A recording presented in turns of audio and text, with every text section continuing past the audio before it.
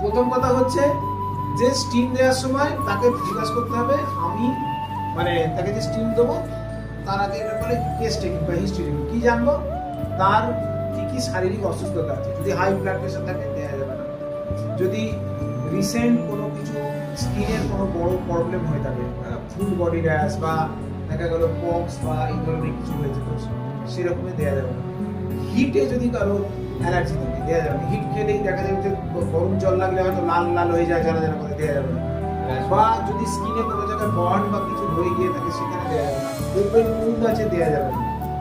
এই ধরনের জিনিস হার্ট ডিজিজ থাকলে দেওয়া যাবে না ঠিক আছে তাহলে যদি না থাকে তাহলে এবার যাকে দেবো তাদেরকে কি কি করবো প্রথম কথা হচ্ছে যে হ্যাঁ এপিলেপসি বা এই ধরনের জিনিস থাকলে দেওয়া যাবে না যদি যাকে আমি দেবো যাকে দেবো তাদেরকে আর কি কি করবো না প্রথমে 1 গ্লাস নরমাল জল খাওয়াবো এখানে ঢোকাবো it is must 1 glass of normal water second কি জানতে হবে সে কি অনেক দিন ধরে ফাস্টিং করে আছে তা তো নয় না তাহলে দেবো না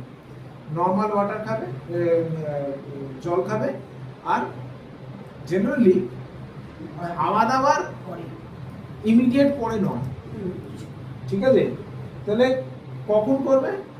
জেনারেলি করবে হচ্ছে মোটামুটি যদি হেভি লাঞ্চ বা মিল কিছু দিয়ে থাকে যে কোনো হেভি মিল তার 3 ঘন্টা পর ব্রেকফাস্ট হলে হালকা মিল হলে 1 ঘন্টা পর এই টাইমগুলো হচ্ছে বেস্ট আর সকালে যদি একদম নেয় তাহলে ওই নাটস ফাটস কিছু একটা খেয়ে নিল 1 গ্লাস জল খেলো তারপরে আর এইটা আবার অনেক ক্ষেত্রে একদম খালি পেটেও সাজেস্ট করা হয় তার কারণ হচ্ছে